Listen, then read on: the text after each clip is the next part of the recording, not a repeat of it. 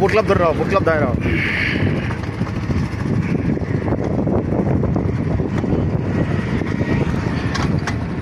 এই যে সেই বোট ক্লাব, এই সেই বিরুলিয়া ব্রিজ থেকে আমরা বোট ক্লাবকে দেখাচ্ছি। আপনারা দেখতে পারেন বোট ক্লাব, সামনে থেকে কথা বলা যায় না বিদায়।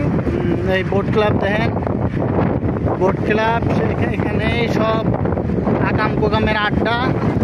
যে বোট ক্লাবে আপনারা তো শুনতে পাচ্ছেন, হয়তো জানতে পারছেন যে পরিমণি কাণ্ডটা এইখানেই হয়েছিল। সে মধ্যে এসে সব কিছু ভাঙিয়েচোরা করছিল।